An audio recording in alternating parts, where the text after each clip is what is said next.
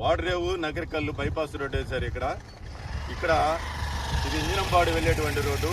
ఇక్కడ నుంచి ఇంజనంపాడు, కుమ్మాలపాలెం, ఎద్దనపూడి, పోలూరు, పూనూరు పోయేటువంటి మార్గం ఇది. ఈ రోడ్డు డిజైన్ లోపం కారణంగా ఇద్దరు మహిళలు ఇదే ప్రాంతంలో యాక్సిడెంట్ అయితే చనిపోవడం జరిగింది. మరి ఇక్కడ ఈ రోడ్డు డిజైన్ కూడా చూస్తే ఈ పెద్ద స్లోప్ ఉంది. స్లోప్ ఉండటం కారణంగా ఎవరైనా ఇక్కడ స్పీడ్గా పైకి వచ్చేటువంటి ప్రయత్నం చేస్తారు. మరి పైనుంచి వచ్చే వాళ్ళకి ఇక్కడ ఒక గ్రామం ఉందని పెద్దగా ఐడెంటిఫికేషన్ ఉండేలాగా ఇక్కడ బోర్డులు పెట్టాల. ఈ కారణం చేత మరి ప్రాణాలు కోల్పోతూ ఉంటే అధికారులు ఏ రకంగా దీన్ని డిజైన్ చేశారు. ఇప్పటికైనా ఈ ప్రాంతంలో ఉన్నటువంటి గ్రామ ప్రజలందరూ కూడా కదిలి రావాలి. దీన్ని ఇక్కడ అండర్ పాసేజ్ కనుక నిర్మాణం చేయకపోతే ఇంకా ప్రాణాలు కోల్పోయే అవకాశం ఉంది. మనం ఈ మధ్యకాలంలో చూస్తా ఉన్నాం, రాష్ట్రంలో 2 తెలుగు రాష్ట్రాల్లో బీభత్సంగా రోడ్డు ప్రమాదాలు జరిగి ప్రాణాలు కోల్పోతా ఉన్నారు. దయచేసి అధికారులందరూ కూడా స్పందించండి. రాజకీయ పార్టీలని, రాజకీయ నాయకులందరినీ కూడా కోరుతా ఉన్నాం. మన ప్రాణాలు మనం కాపాడుకోవాల్సిన అవసరం ఉంది.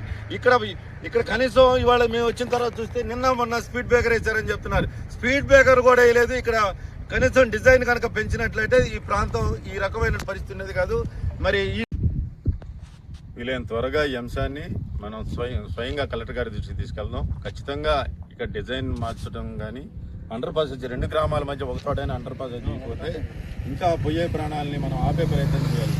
ఒక ప్రాణం పోయిన తర్వాత ఎంత కాంపన్సేషన్ ఇచ్చినా, ఎంత పడికట్టు పదాలు ఉపయోగించి వాళ్ళతోటి మనం సానుభూతి మాటలు మాట్లాడినా పోయినటువంటి ప్రాణాలు మనం తీసుకురాలేం.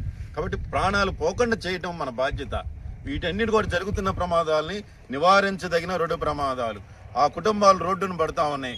మరి ఆ కుటుంబాల్లో సంపాదించేవాళ్ళు చనిపోతే ఆ పిల్లలు దిక్కులేని వాళ్ళు అవుతున్నారు. రేపొద్దున ఆ పిల్లల్ని ఒక డిసిప్లిన్ గా పెంచే పరిస్థితి లేక ఒక సోషల్ యాంటీ ఎలిమెంట్ గా తయారయ్యే పరిస్థితి ఉంది. దీని అందరూ కూడా ఈ ప్రమాదాల కారణంగా ఉంది. కాబట్టి అధికారులు స్పందించాలని త్వరలోనే ఈ నివేదికని మేము కలెక్టర్ దృష్టి కూడా ఇచ్చే ప్రయత్నం త్వరలోనే చేస్తాం.